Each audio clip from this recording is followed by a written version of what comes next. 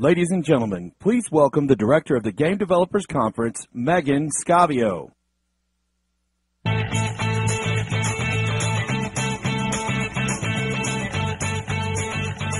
morning, everyone.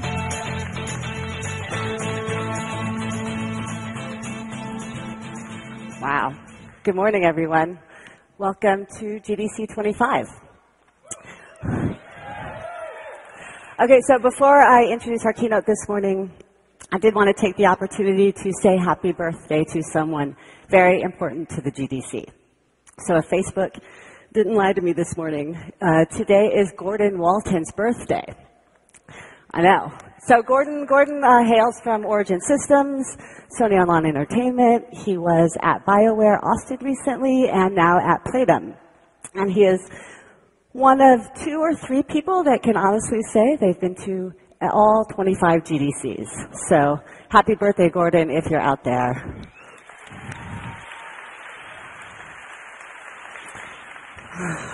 Okay. So this morning's keynote presenter is also a longtime friend of the GDC.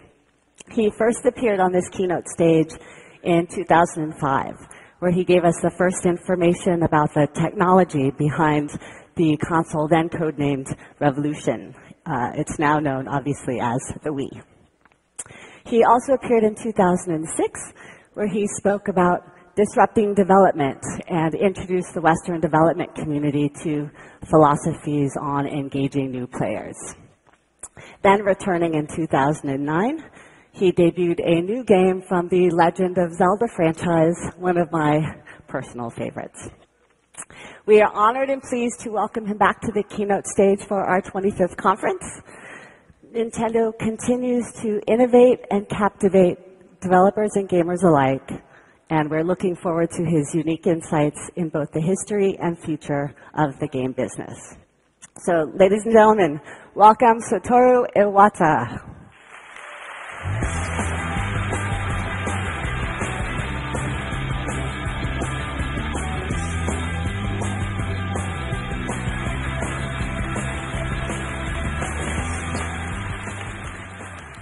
Good morning, and thank you for again inviting me to GDC. During the year, one of my most important jobs is to speak to people, to reporters, to finance analysts, to business partners, and many others. But speaking at this event is special because here, today, I have the chance to speak to my colleagues. I am happy to be here. I guess some of you may have come today because you figured maybe I can learn something. Well, I hope that might be true. But honestly, the value of GDC is that all developers can learn from each other. Nintendo is no exception. And this year, we have a lot to talk about. We've all heard what the development community is saying. It's very confusing time for people, not much stability. We are all playing much bigger gambles, and that's getting scary. Everyone is vulnerable. When we hear quotes such as these from our fellow developers, it confirms for us that our world is indeed changing. But let me add 2 more. When we focus on what we are passionate about, it just keeps on working, proactive, not reactive. And maybe the 3 little words we need to remember most. Content is king.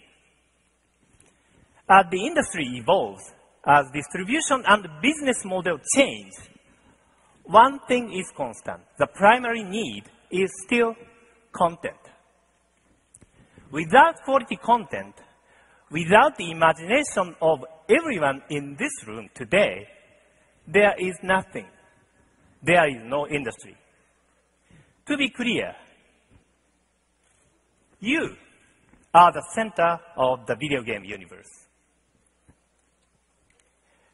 Before I deal with the here and now, I'd like to spend some time talking about the last 25 years of industry history. And it is a kind of shocking for me to realize that I have worked as a video game developer for all of those 25 years.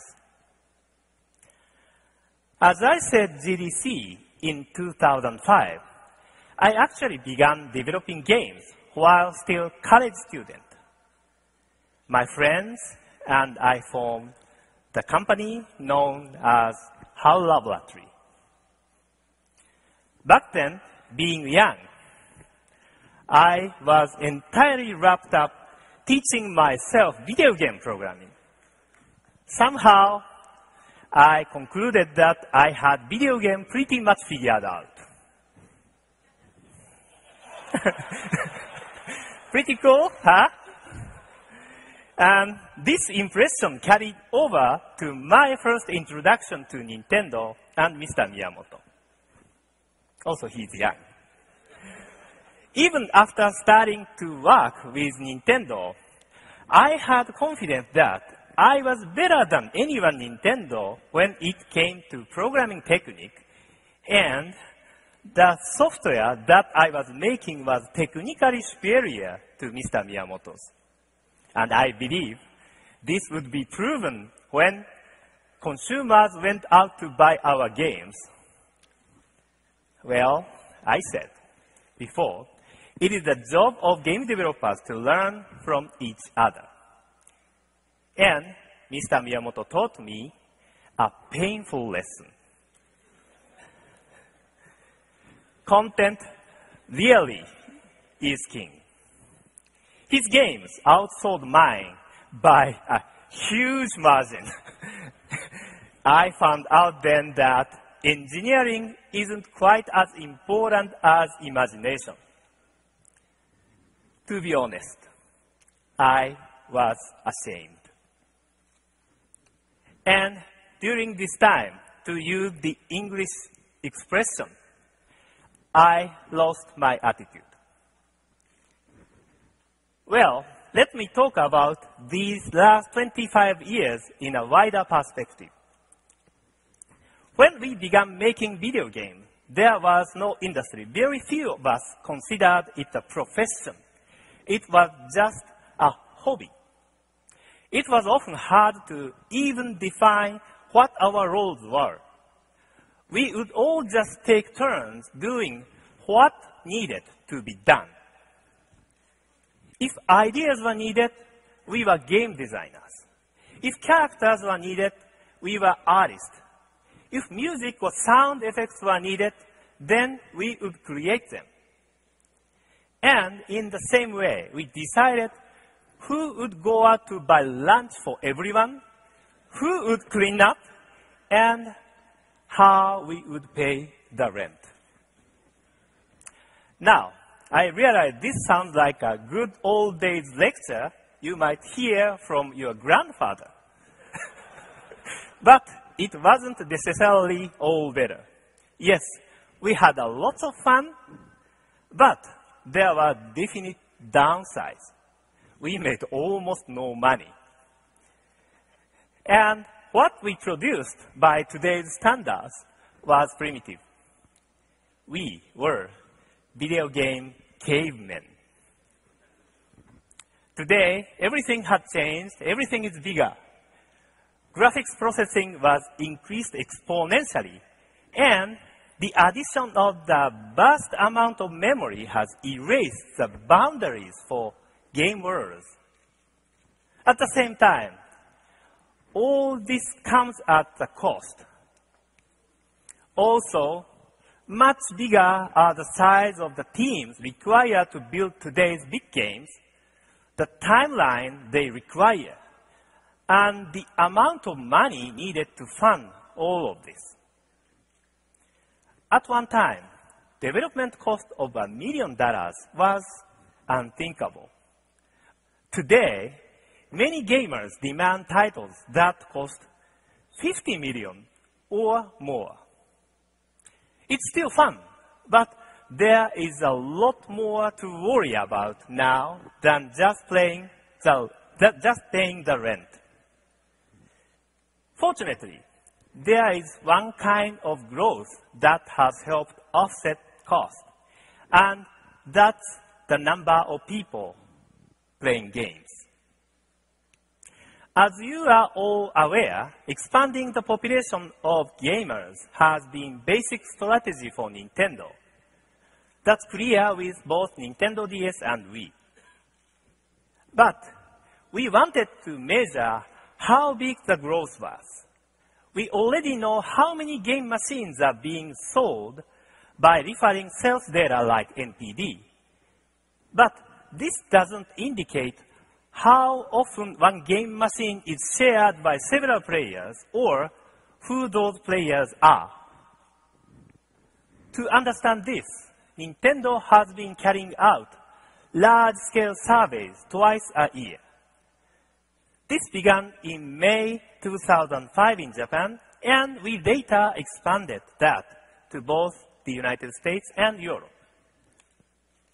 Here in America, we collaborate with an independent group to conduct mail surveys with 5,000 people aged 6 to 74. These people agree in advance to take part. Here first is a pyramid chart which indicates breakdown of game players in the United States as of November 2007.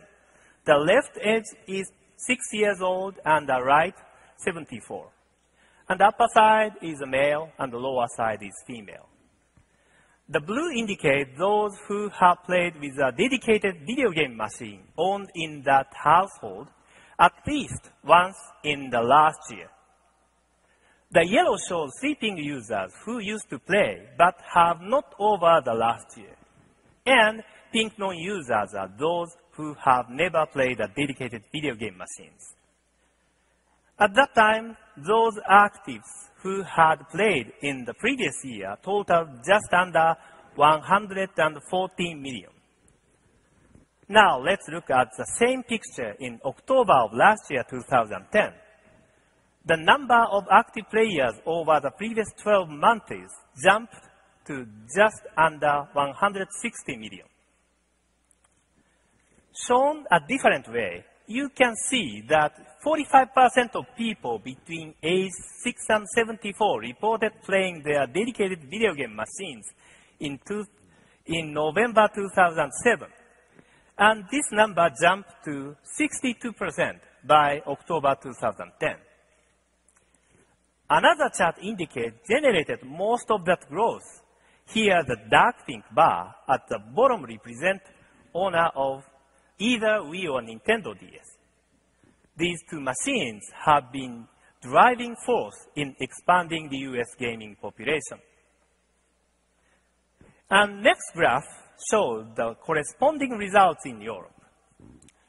We have combined the data for 6 countries where Nintendo operates its own business, namely Germany, UK, France, Spain, Italy, and the Netherlands.